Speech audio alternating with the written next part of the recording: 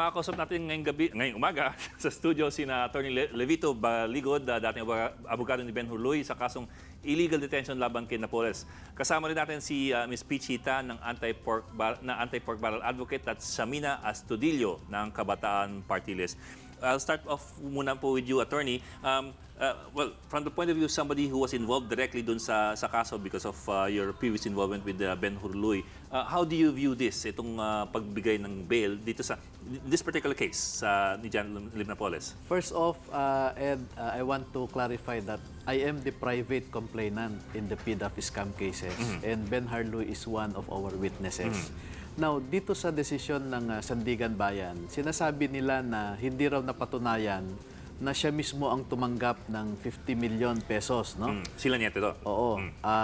Pati kay Congressman Valdez, kasi parang nag-conduct sila ng some sort of an accounting na doon sa testimonya ng mga witnesses, inalam nila kung magkano ba ang actually natanggap ng mga mambabatas na ito.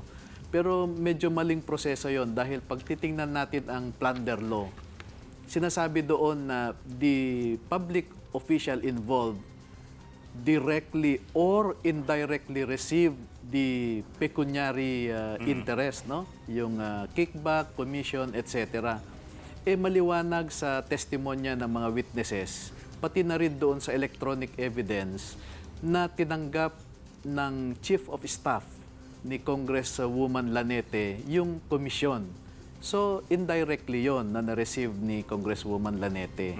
And second, public official din yung Chief of Staff niya. Oo. So, kung assuming na siya ang nag-amas ng at least 50 million pesos, conspirators pa rin si Lanete at saka si Napoles.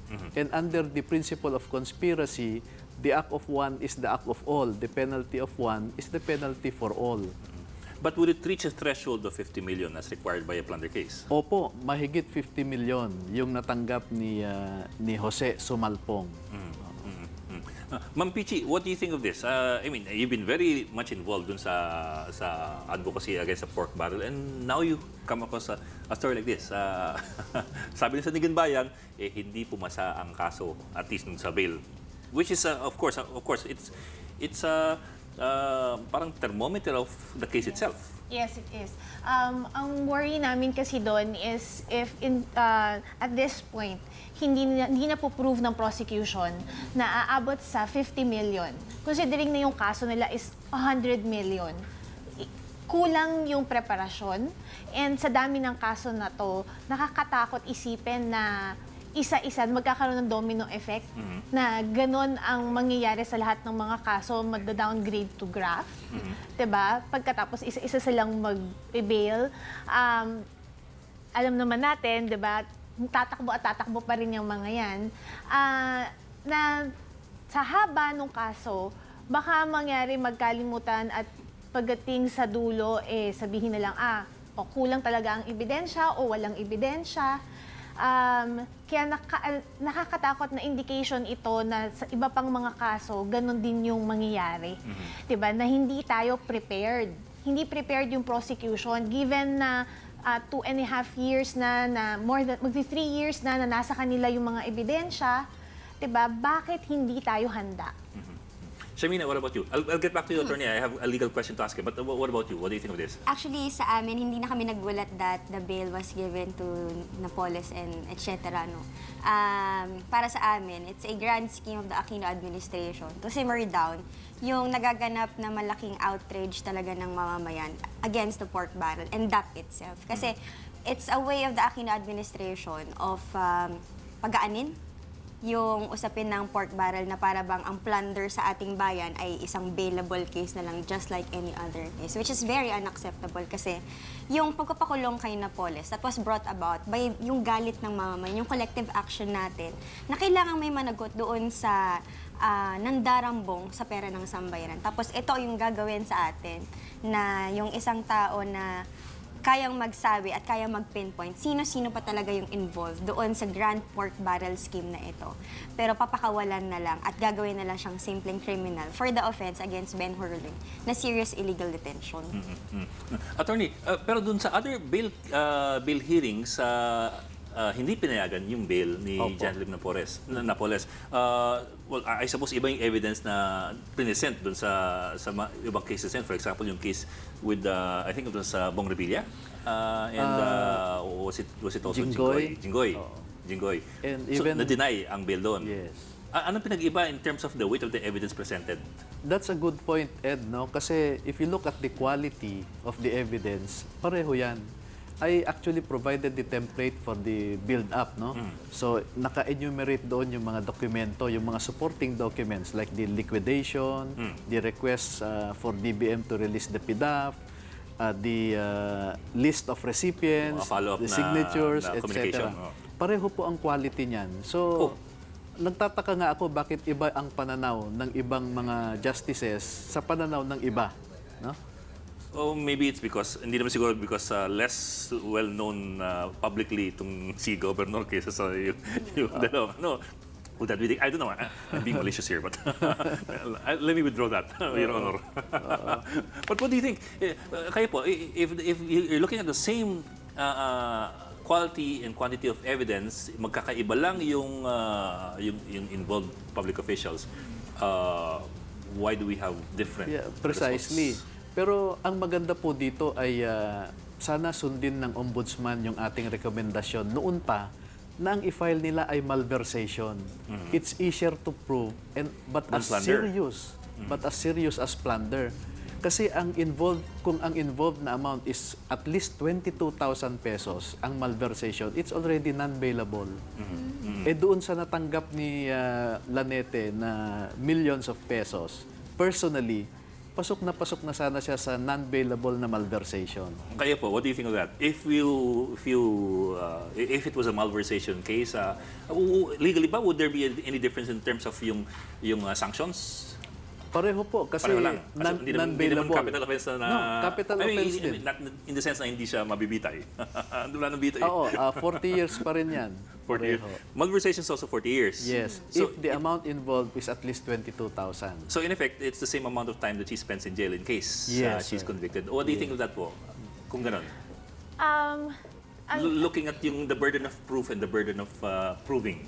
Okay, ang isang tanong kasi malversation, parang hindi naman, parang tinetechnical mo lang siya.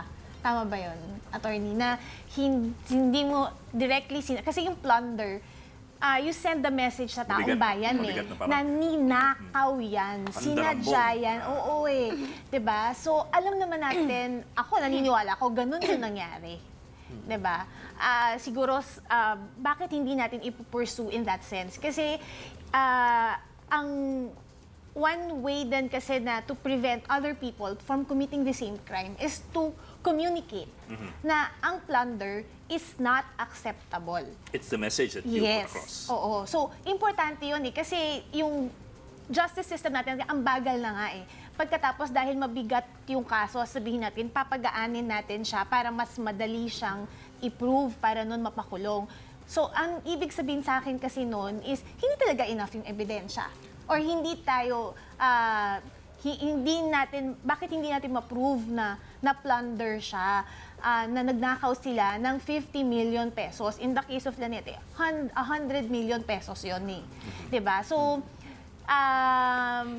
importante kasi yun, napapakita natin sa lahat ng iba pang government officials na pag ganito yung ginawa mo, hahabulin ka namin, kakasuhan ka namin, at ipapaalam namin sa buong bayan na plunder yan, na hindi lang siya malversation. So I think that's important in terms of preventing other government officials from doing the same thing in the future. Actually, there is a misconception on the gravity of the offense between plunder and malversation. Actually, mas mabigat ang malversation. Kasi, you look, at least kung 22,000 ang involved, hindi ka na pwedeng magpiyansa. Capital offense na yon sa malversation.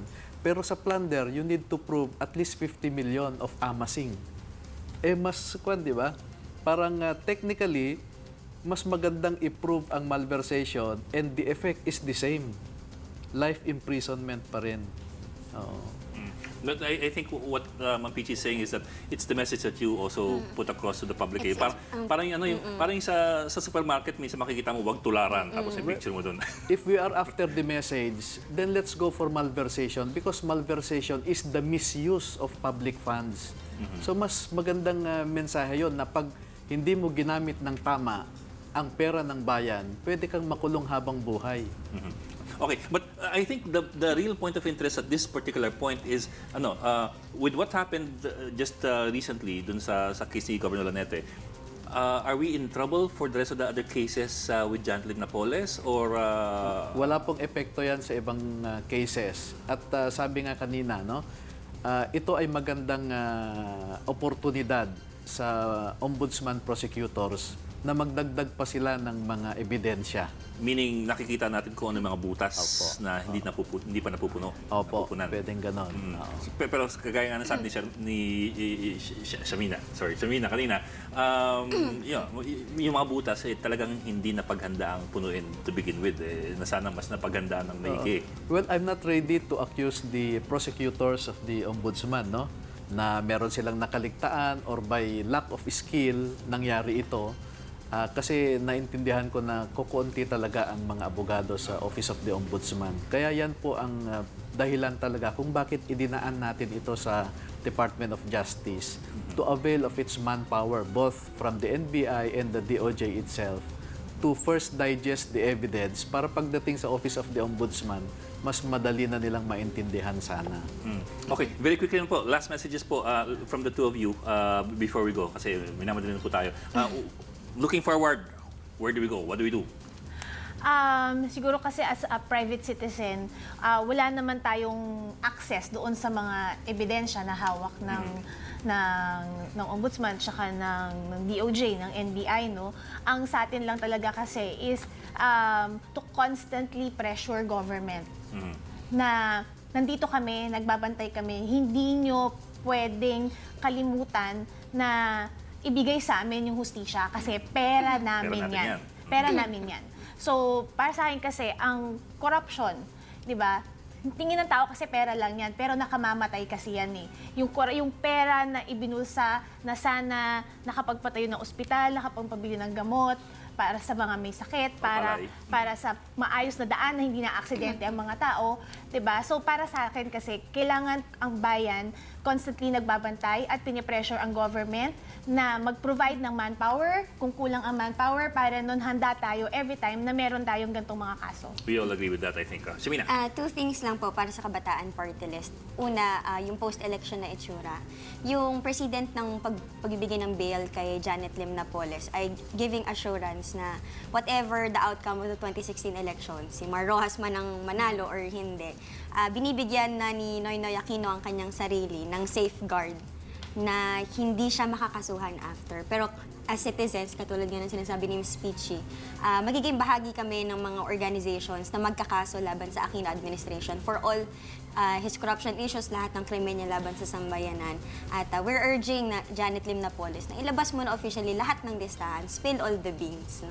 Na panahon na ito talaga, na panagutin na natin yung Pork Barrel King, yung Disbursement Acceleration Program King, kasama si Butch Abad, sa lahat ng ninako nila sa sambayan.